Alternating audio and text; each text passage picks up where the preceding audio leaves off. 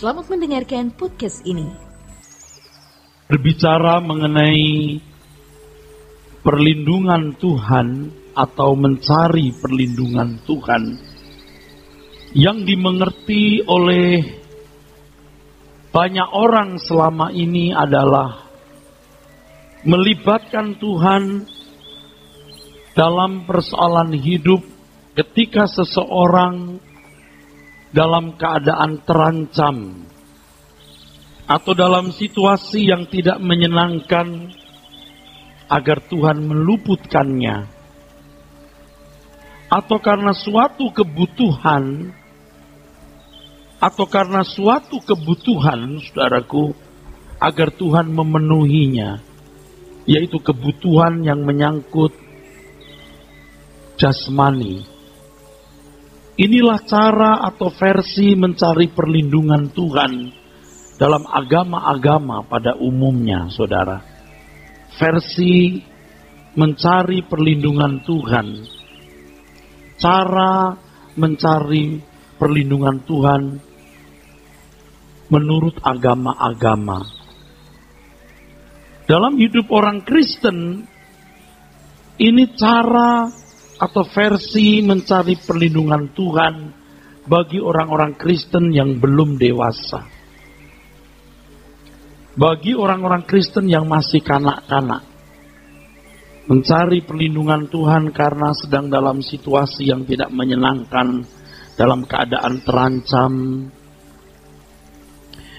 atau dalam satu kebutuhan jasmani tertentu, masalah-masalah kehidupan fana ini, supaya Tuhan memberi jalan keluar.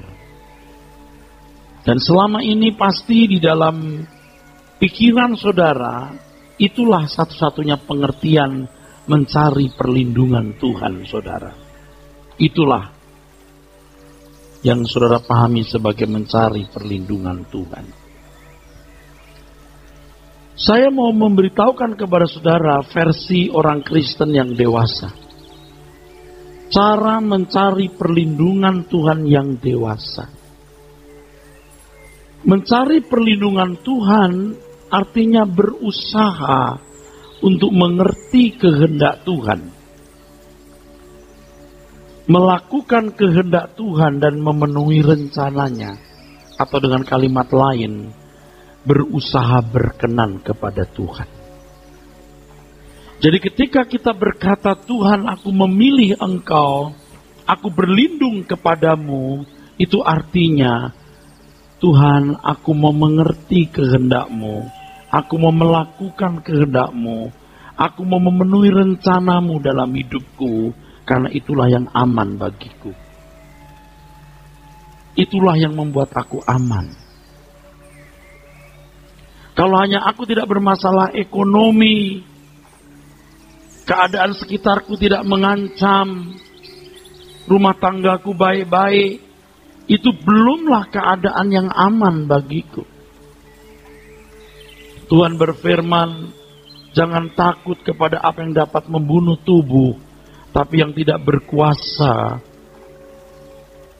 membuangnya ke dalam neraka. Tapi takutlah akan Tuhan, yang bukan saja berkuasa membunuh tubuhmu, tapi juga membuang ke neraka. Kalau saudara punya konsep mencari perlindungan Tuhan seperti konsep agama-agama pada umumnya, atau konsep orang Kristen yang tidak dewasa, maka saudara tidak akan sungguh-sungguh mencari Tuhan. Lihat orang-orang yang tidak mencari Tuhan dengan sungguh-sungguh. Karena ekonominya baik, tubuhnya sehat, ya everything is okay, tidak perlu mencari Tuhan. Kalaupun ke gereja hanya karena mau memaintain hidup, supaya kalau ada persoalan Tuhan tolong, kalau mati nanti tidak masuk neraka. Hal mencari kehendak Tuhan, melakukan kehendak Tuhan dan memenuhi rencananya, itu bukan hal yang mudah. Orang harus bergumul untuk bertumbuh dalam pengenalan akan Tuhan, bertambah pengalaman akan Tuhan, bertambah dalam perjumpaan pribadi dengan Tuhan, semakin memiliki kepekaan terhadap kehendak Allah, dan menemukan apa yang Tuhan kehendaki dalam hidupnya secara spesifik untuk dipenuhi atau dilakukan. Ada banyak orang yang tidak memiliki perasaan krisis. Dia merasa sudah baik, mau ngapain? Dia merasa sudah aman karena Tuhan berkati, Tuhan lindungi. Dan gereja melegalisir bahwa itu benar. Jika ada persoalan baru, gereja menarik-narik jemaat untuk datang. Pendeta siap mendoakan. Gereja siap membantu.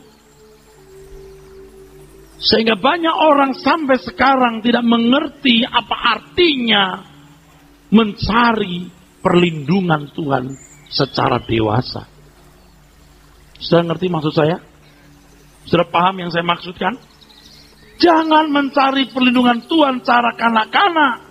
Itu berarti hanya memanfaatkan Tuhan.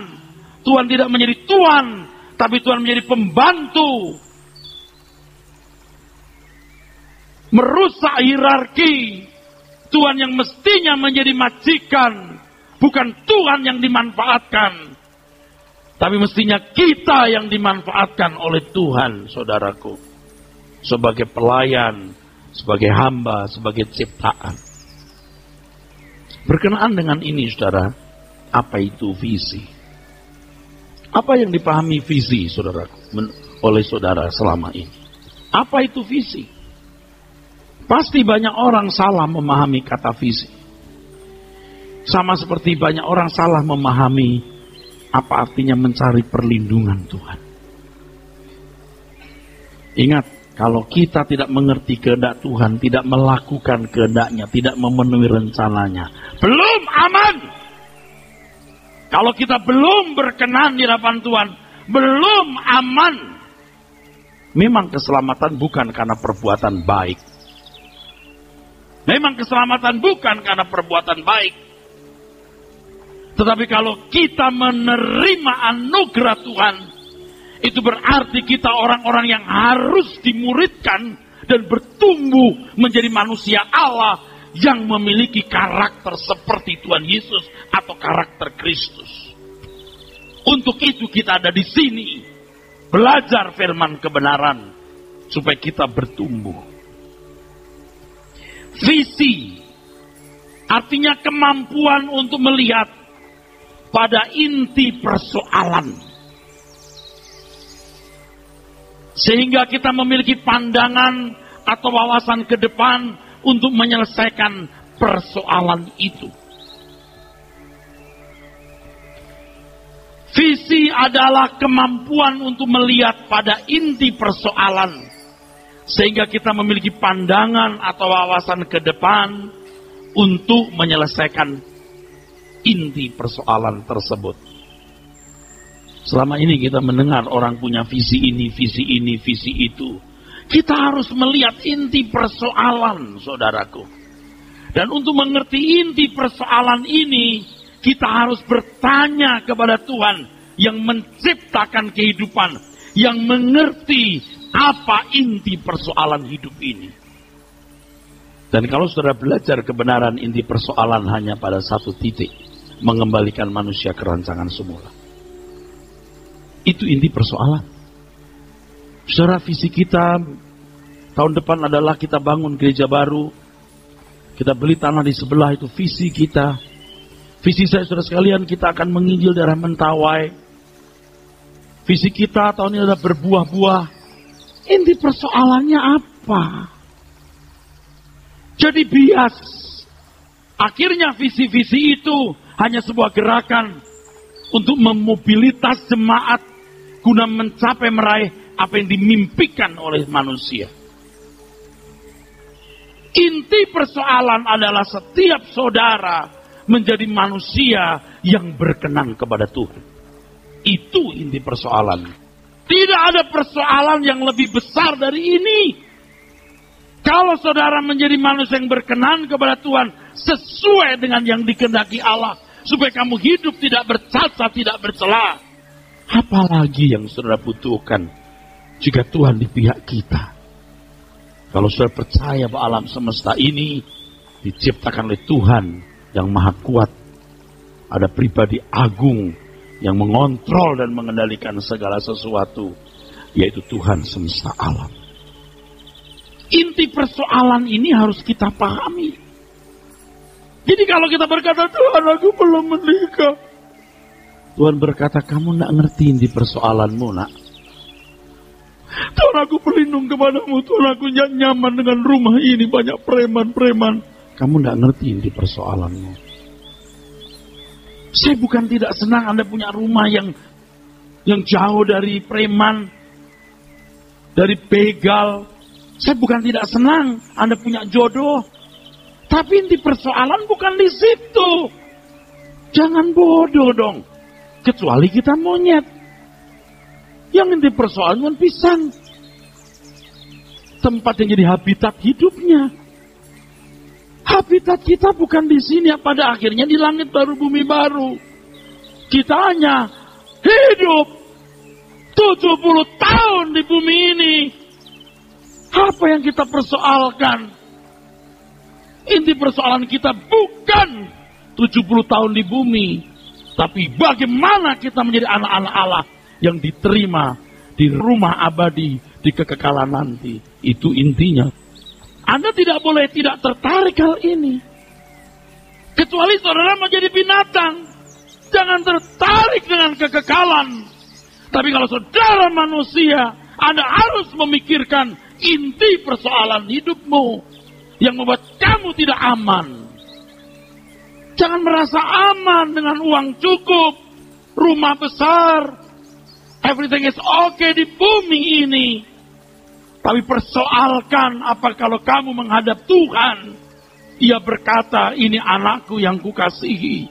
Atau Dia akan berkata, aku tidak kenal kamu. Itu persoalannya, saudara. Suatu hari, Raja dari segala raja, Tuhan Yesus akan datang di awan-awan permai. Orang mau percaya, mau tidak, Dia akan datang. Kita akan membuktikan apa yang difirmankan. Sebagaimana Dia naik ke surga, demikianlah Dia akan turun ke bumi. Pada waktu itu orang akan mengerti bahwa Dialah firman yang menciptakan langit dan bumi. Segala sesuatu dijadikan oleh Dia, Tuhan Yesus Kristus, Yeshua HaMashiach. Tanpa Dia tidak ada sesuatu pun yang jadi. Dia adalah Tuhan bagi kemuliaan Allah. Filipi 2 ayat 9-11. Semua lutut akan bertelut dan semua lidah akan mengaku Yesus adalah Tuhan. Tetapi kalau orang mengaku Yesus adalah Tuhan hanya pada waktu itu dan berlutut di kakinya hanya pada waktu itu, pasti mereka akan terbuang. Sebab itu pengakuan dan penyembahan yang tidak proporsional. Karena orang dipaksa untuk mengaku Yesus Tuhan.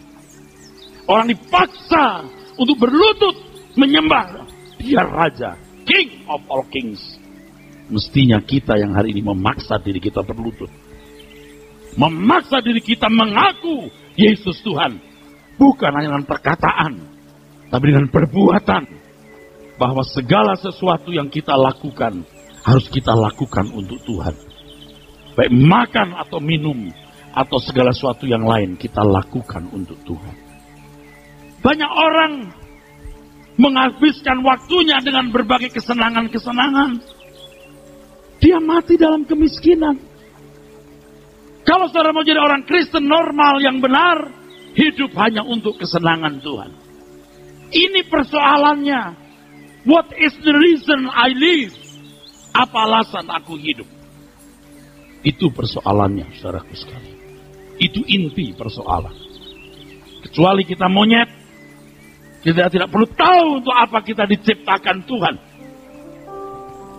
Ini inti persoalannya. Engkau ciptakan aku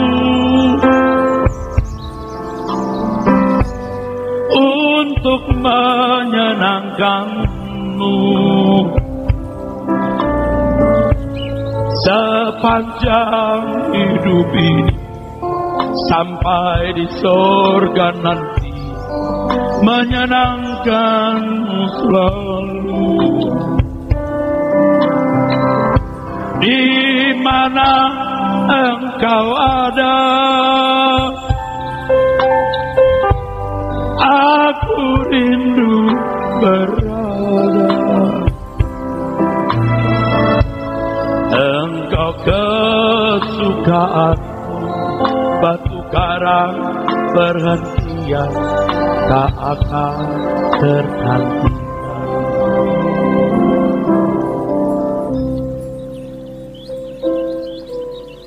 Lihat orang yang hidupnya tenggelam dengan hobi. Hobinya mancing misalnya. Bukan tidak boleh mancing. Ada saat-saat di mana orang bisa punya waktu senggang mancing. Bagus. Bagus.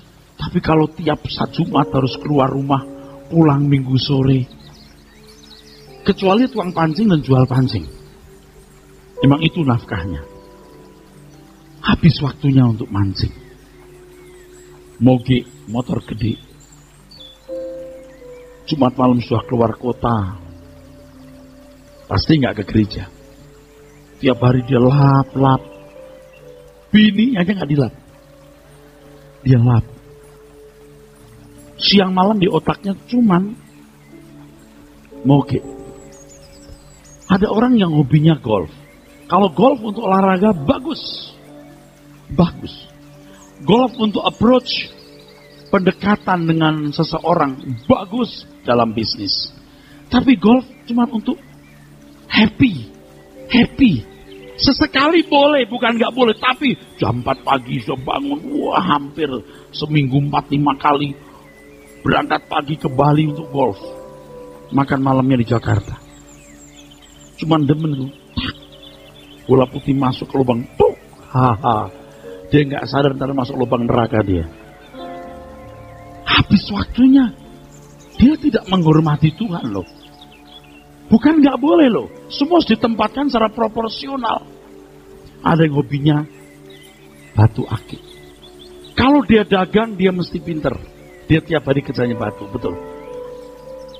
Bukan nggak boleh batu. Batu dikasih Tuhan untuk membuat tangan jadi cantik. Please deh, nggak masalah. Tapi kalau kegilaan, tiap hari cuma gosok-gosok terus. Dari satu kesenangan ke kesenangan berikut. Dari semua apa yang dia senangi. Suatu hari, ingat ini. Ketika semua fasilitas sarana prasarana yang kau miliki, harus kamu lepaskan. Di dalam dirimu pun, tidak ada keinginan apa-apa lagi. Kecuali Tuhan. Engkau tidak punya apa-apa. Dan Tuhan berkata, aku tidak kenal kamu. Hanya ratap tangis dan gertak gigi. Tapi kalau kita mau menghabiskan waktu kita hanya menyenangkan Tuhan. Dengan menggarap sikap batiniah kita. Kita menyenangkan Tuhan, saudara. Ketika kita tidak lagi punya siapa-siapa. Dan tidak punya apa-apa. Bahkan gak ada nafsu keinginan apapun. Di ujung maut.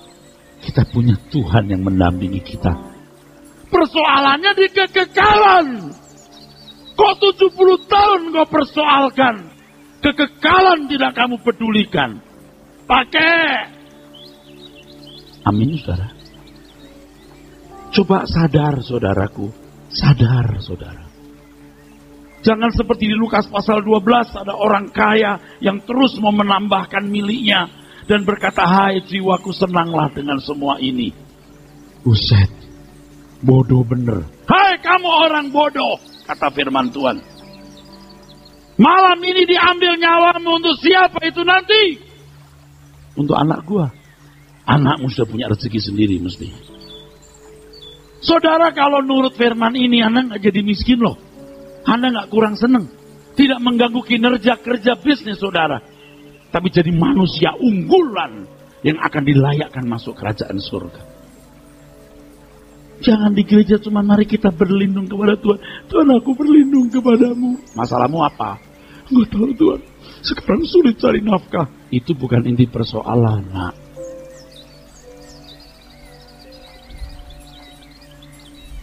Kalau Tuhan datang kembali, kita didapati Tuhan berkenan. Coba kita buka Lukas pasal 21. Dari ayat 34, saudara. Lukas pasal 21 dari ayat yang ke-34. Oke, silakan dibaca.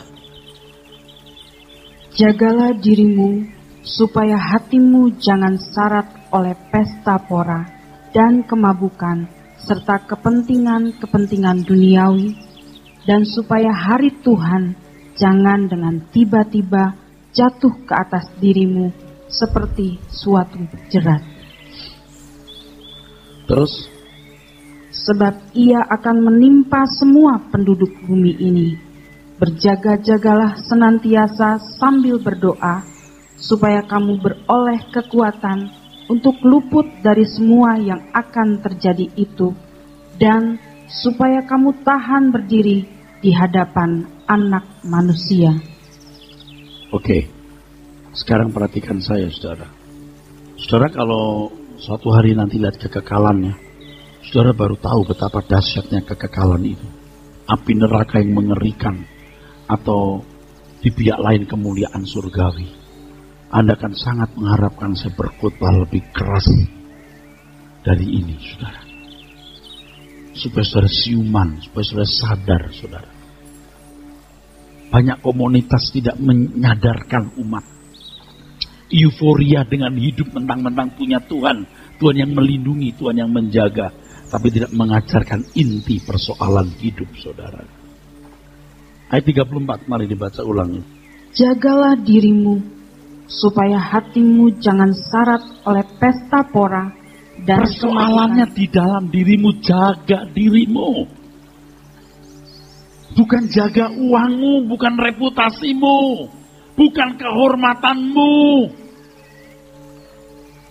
Jaga dirimu. Kita menjagai yang lain dan minta Tuhan tolong menjagai yang lain. Apakah itu reputasi, uang atau harta kita. Tapi kita tidak peduli dengan diri kita yang akan kita bawa ke dalam kehadapan Tuhan di penghakimannya nanti. Makanya orang kaya, orang sehat tidak merasa perlu cari Tuhan. Percaya saja nanti kalau mati masuk surga. Jangan sampai seperti yang ditulis di Matius pasal 7 ayat 21 sampai 23. Tuhan berkata, aku tidak kenal kamu.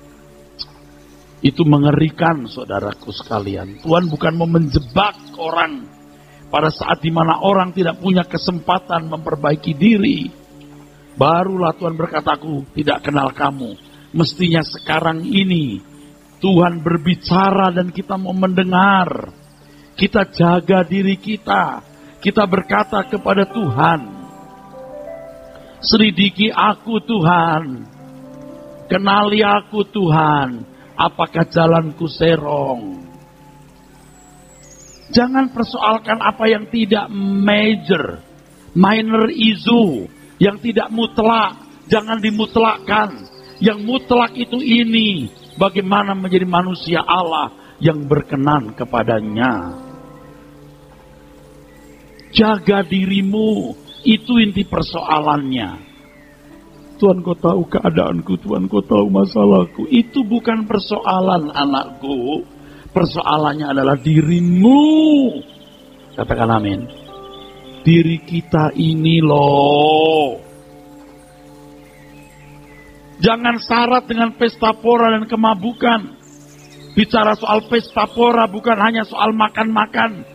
Dalam pesta, kemabukan bukan hanya bicara mengenai anggur, alkohol yang memabukkan. Tetapi segala sesuatu yang membuat orang hanyut tenggelam, sehingga tidak menempatkan Tuhan pada tempat yang pantas, tidak menghormati Tuhan secara benar, itu pesta pora dan kemabukan. Orang pesta pora dengan hidup ini bukan melanggar hukum. Sibuk dengan segala kesenangannya sendiri. Dia tidak melihat perasaan Tuhan. Dan kalau orang terbiasa dengan cara hidup yang sembrono terobos seperti itu, maka irama hidupnya menjadi salah, metabolisme jiwanya keliru, metabolisme batinnya sesat, sehingga ia tidak pernah punya pikiran perasaan Kristus, dan orang seperti ini tidak pernah menyenangkan Tuhan. Jaga dirimu. Nanti mati ketika semua fasilitas sarana prasarana yang bisa membahagiakan seseorang harus dilepaskan. Ketika sudah tidak punya keinginan apa-apa lagi, sebenarnya yang dibutuhkan hanya Tuhan. Ia tidak memilikinya. Bahaya loh saudara. Saya percaya sebagian saudara ini juga dalam kondisi kritis seperti ini. Jangan tidak menyadari keadaanmu yang kritis. Anda jangan merasa aman tuh, duit sudah banyak, deposito ada, anak-anak semua sudah punya rumah, aman. Anakmu pun tidak aman, bro. Anakmu tidak menemukan dirimu sebagai manusia Allah yang menginspirasi hidup sebagai warga kerajaan surga yang baik. Apa begitu, Pak? You percaya saya deh. Saya belajar Alkitab dengan benar. Dan bukan hanya itu, saya berjuang untuk mengubah diri. Sebab hanya dengan cara saya berjuang mengubah diri, saya tahu bagaimana mengubah orang lain atau mempengaruhi orang lain. Karena saya bukan mediator, saya mentor. Tapi mentor harus tahu apa yang harus diajarkan kepada jemaat. Tadi pagi saya berdoa dan mengucapkan kalimat pada diri sendiri. Saya mengucapkan kalimat ini. Mungkin penantian ini masih panjang. Tetapi aku belajar setia Tuhan. Aku mau tekun. Mungkin Tuhan tidak datang di 2-3 tahun ke depan.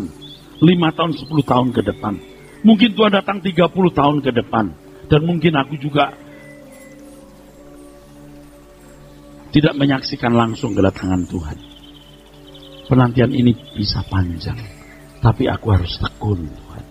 Aku tidak boleh menyimpang.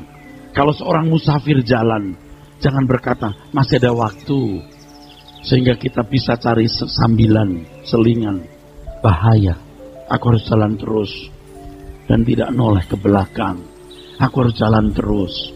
Aku harus jalan terus. Jangan seperti 5 gadis yang bodoh.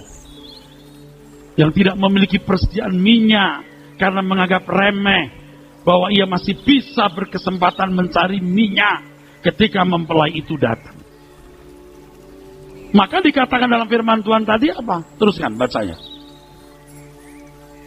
Jagalah dirimu supaya hatimu jangan syarat oleh pesta pora dan kemabukan serta kepentingan-kepentingan duniawi. Kepentingan duniawi, perimnais, biotikais, kekhawatiran dunia. Merasa kurang, merasa khawatir, tidak bahagia, tidak aman, tidak lengkap, tidak punya ini nanti gimana kalau ada apa-apa. Tidak cukup deposito, kalau ada apa-apa gimana? Kalau tidak punya ini gimana bisa bahagia? Gimana rasa senang? Kalau tidak punya ini, tidak punya itu. You percintaan dunia. Anda tidak melanggar hukum, tapi Anda tidak menyenangkan Tuhan. Amin. Kalau nggak punya rumah sendiri gimana tenang, Pak? Itu berhala rumah. Saya bukan tidak senang Anda punya rumah. Tapi tidak punya rumah pun Anda mesti bahagia. Karena Anda tahu inti persoalan hidup ini. Dan Anda mencari jawabannya. Kalau saya nggak nikah, Pak, nggak punya jodoh, gimana mau happy? I don't like sleep alone. Stay with me, don't go. Inti persoalannya bukan karena kamu nggak punya jodoh. Kamu salah pilih jodoh, kamu malah celaka. Lebih baik kamu tidak menikah di bumi ini. Kau menemukan teman hidupmu di kekekalan nanti. Di langit baru, bumi baru. Gimana saya bisa tenang, Pak, kalau uang belum sejumlah ini? Bagaimana saya tenang, Pak, saya belum punya barang ini? Aku belum senang, Pak, kalau belum punya itu. Saya belum keren, Pak, kalau belum pakai ini. You memberhalakan masalah. Bagi dunia itu wajar, tapi di tempat ini saya kasih tahu, itu berhala. Itu salah. Engkau tidak menghormati Tuhan secara pantas. Mestinya engkau berkata, Yesus cukup bagiku. Silakan kalau kau mau menikmati dunia dengan caramu. Tetapi inti persoalan di dalam dirimu. Engkau gagal jadi manusia Allah. Dan pasti engkau perhitungan dengan Tuhan. Perhitungan waktu, perhitungan tenaga, perhitungan uang. Kasihan engkau akan mati dalam kemiskinan. Dan engkau tidak punya apa-apa. Hari ini sudah yang paling miskin secara materi. Anda yang tidak punya pasangan hidup. Anda yang terbuang dari masyarakat, dari anggota keluargamu. Engkau pasti punya pengharapan hidup yang sangat berkualitas di langit baru, bumi baru. Pak, jangan ngomong soal nanti Pak, itu kan masih jauh. Enggak jauh. 20-30 tahun itu enggak jauh. Dan engkau bisa mati setiap saat. Saya yakin orang-orang di sini ada yang hidupnya enggak lebih 5 tahun. Betul, tidak lebih 3 tahun, enggak lebih 2 minggu. Hari Senin saya datang ke Surabaya untuk satu keluarga yang usianya 2 tahun di atas saya sudah meninggal. Saya melihat dengan wajah tragis. Life is so tragic. So prepare yourself. Prepare yourself for the eternity life. Kalau Anda ada yang berkata begini, saya nggak butuh itu Pak. Kita kan masih hidup di sini. Yang real dong Pak. Emang dasar kamu. Suatu hari pasti kita akan melihat Tuhan datang di awan-awan permai. Pasti saudara. Dan kita harus berjuang sekarang. Mungkin penantian ini panjang. Tapi kita harus berjuang. Sebab Anda tidak bisa mencapai huruf S tanpa KLMN. A, B, C, D, E, F, G, H, I, J. Dan seterusnya. Orang tidak bisa sempurna dalam satu hari. Anda tahu siapa yang mengajar saya? Ya Tuhan sendiri. Lalu ketika saya berdoa dan berkata, Tuhan mungkin penantianku masih panjang, tapi aku harus tekun. Lalu ada suara begini, kemuliaanku mahal harganya. Kamu tidak bisa mencapai S tanpa KLMN. A, B, C, D, E, F, G, H, I, J. KLMN, O, P, Q, R, S. Dan ini perlu waktu.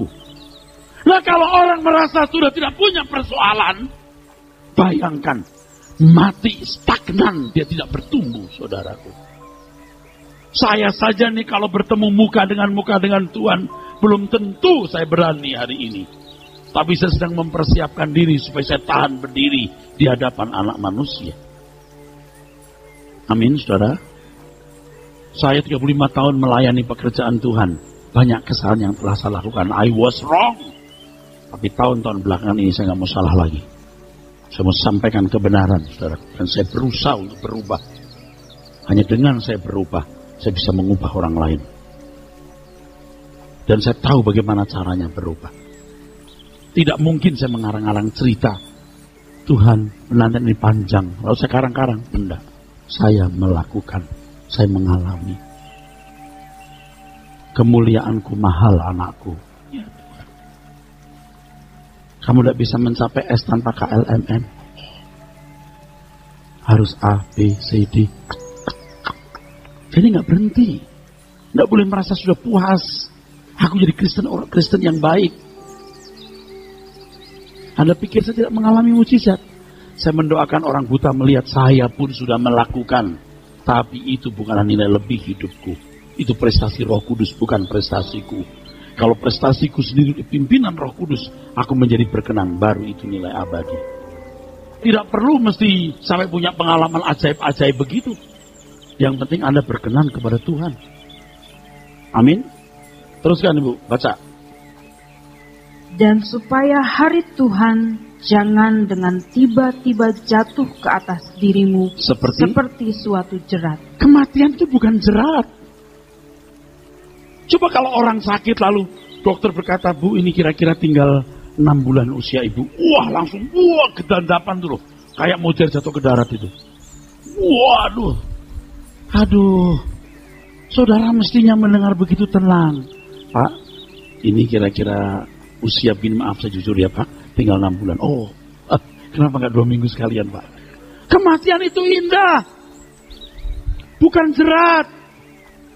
Saya juga sebenarnya ya saudaraku, belum kokoh sekali, belum, tapi saya jalan.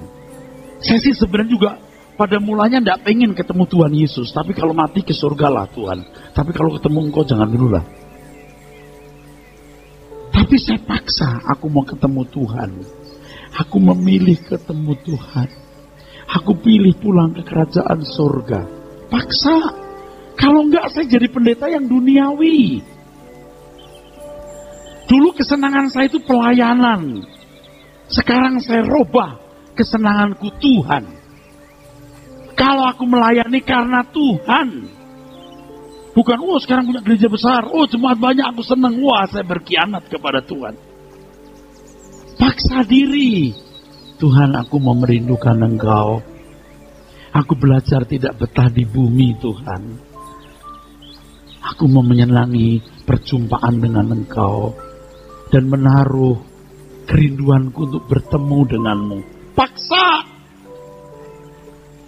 Anda kan belum maksa kan? Halo? Belum kan? Belum. Kedatangan Tuhan seperti jerat. Kematian itu menakutkan. Coba diuji nanti naik pesawat jatuh. Tapi naik lagi. Ses gitu. Saya pernah ngalamin gitu. Ses. Naik lagi saudara. Nggak tahu kenapa bisa begitu. Apa mesinnya mati sebentar lalu hidup lagi atau gimana, atau kena mulus jatuh. Orang berteriak. Waduh tuh. Minuman aja tumpah saudara. Wah teriak semua kayak paduan suara.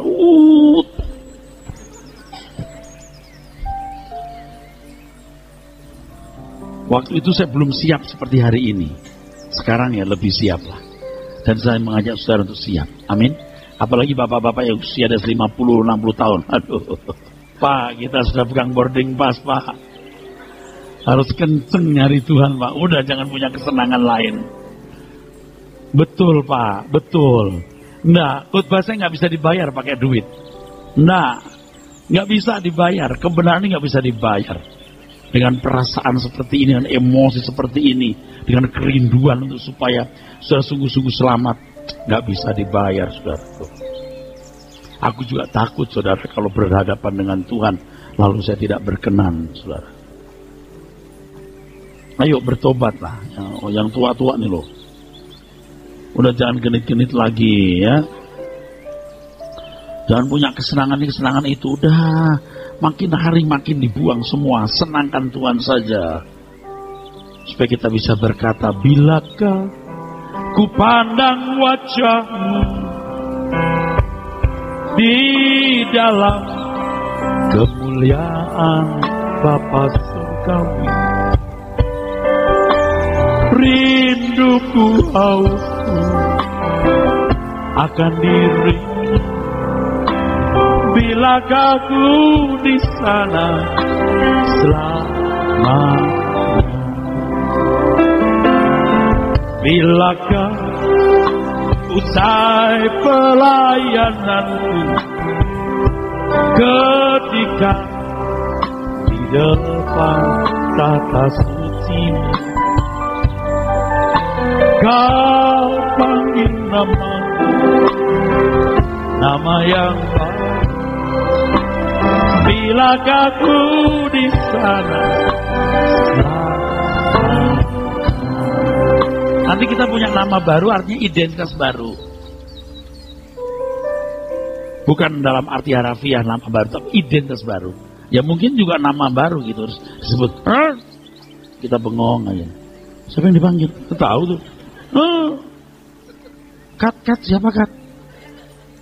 Itu tuh, Erastus. Oh yes! Jangan saudara, sok pede. Siapa Kat? Aku ya? Bukan. Nah, amin saudara. Anda jangan pikir saya khotbah begini karena saya bosan hidup, terus karena saya gagal.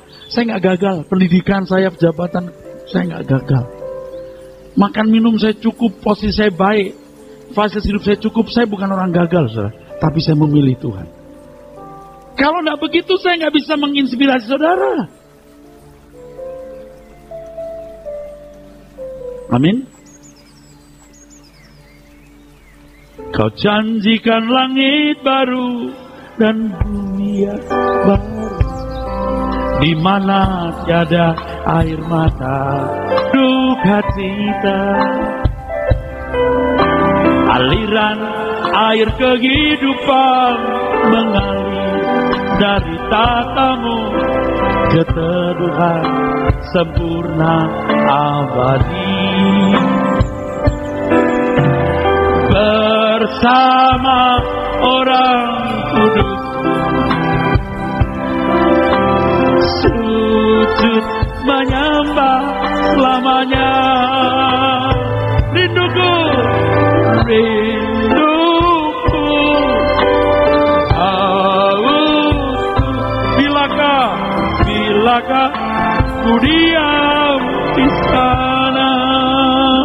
Wah, mantap. Amin. Kalimat berikutnya. Sebab ia akan menimpa semua penduduk bumi ini. Ya. Berjaga-jagalah senantiasa sambil berdoa. Berjaga-jaga itu berarti memeriksa diri. Apakah aku sudah berkenan di hadapan Tuhan? Itu namanya berjaga-jaga. Berjaga-jaga, saudaraku. Selalu menilai diri. Selalu mengevaluasi diri. Selalu minta pimpinan Tuhan mengevaluasi diri. Berjaga-jaga, berdoa bukan berarti hanya melipat tangan, menekuk lutut. Berdoa berarti berinteraksi dengan Tuhan.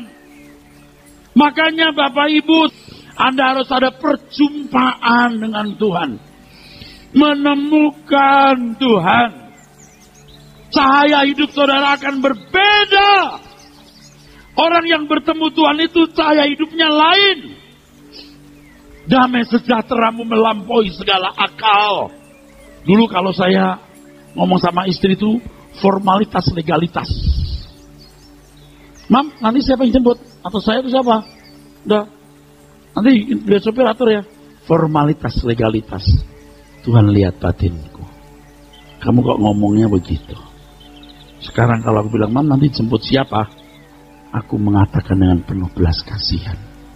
Wanita ini sudah makin tua, makin rentan. Dia mendampingi aku di tahun-tahun yang panjang.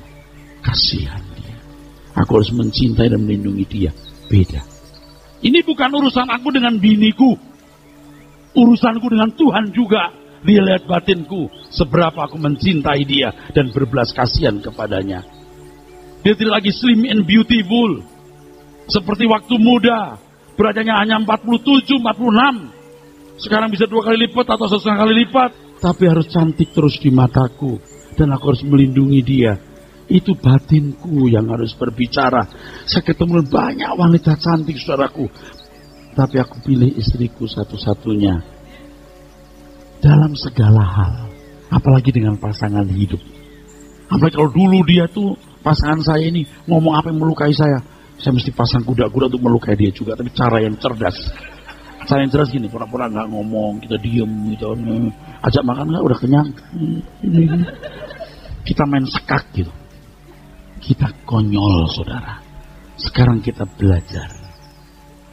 Kalau dia salah itu bagian salahku. Itu batin kita. Dalam segala hal. Maaf kebetulan contoh yang muncul di otak saya ini. Sorry. Nanti lain waktu masih banyak contoh-contoh bagaimana Tuhan menggarap saya dengan banyak masalah. Dengan banyak hal saudaraku. Paham ngerti? Paham dan ngerti saudara? Soal yang lain juga harus bersih. Jaga dirimu. Berjaga-jaga. Komunikasi dengan Tuhan. Dialog, interaksi. Harus bersih. Dan saya mau mengucapkan satu kalimat. Maksud saya ngomong begini. Kalimat ini begini. Ketika kita sadar kita di tempat yang tepat di mata Tuhan. Kita sedang membahagiakan Tuhan. Kita sangat bahagia. Ketika kita di tempat, di situasi, kita sedang membahagiakan Tuhan. Bahwa saat ini posisiku menyenangkan dia. Kita begitu bahagia saudara. Seakan-akan kita berkata, Tuhan aku tidak punya apa-apa. Enggak apa-apa. Tapi aku memiliki Engkau. Amin saudara. Yuk kita garap batin kita saudara. Saudara mau berubah? Teruskan. Kalimat berikut bagus. Supaya kamu beroleh kekuatan untuk luput dari semua yang akan terjadi. A, B, C, D, E, F. Ini ada pergumulannya, nanti kamu menghadapi KLMN. Itu pencobaan-pencobaan berat. Kamu akan bisa melewatinya kalau kamu terus tekun. Jadi tidak ada waktu untuk berhenti bertumbuh. Tidak ada waktu untuk berhenti belajar. Tidak ada waktu untuk berhenti bertobat. Terus? Dan supaya kamu tahan berdiri. Tahan berdiri. Di hadapan anak manusia. Artinya kita bisa mempertanggungjawabkan seluruh kehidupan kita selama di dunia ini. Di hadapan Tuhan, ketika kita bertemu muka dengan muka, haruslah menjadi saat yang kita tunggu-tunggu. Kita yang takut akan Tuhan, takut karena mengasihi dan menghormati Dia. Seperti anak takut orang tua, bukan karena orang tua lebih kaya atau lebih kuat fisiknya. Mungkin orang tua tidak kaya seperti anaknya. Fisiknya lemah dan rentan, tetapi anak takut. Kenapa takut? Karena menghormati dan mengasihi. Betapa mengerikan orang-orang yang selama hidup di bumi tidak mengasihi Tuhan dengan benar. Mereka akan menuai kebinasaan dan terbuang dari hadirat Allah. Ironinya, ternyata tidak sedikit orang Kristen, bahkan orang-orang yang berpredikat hamba Tuhan, ditolak oleh Tuhan. Tuhan berkata, aku tidak kenal kamu. Hari ini kita mau berubah. Katakan amin. Kita mau bertobat. Selagi ada kesempatan. Amin.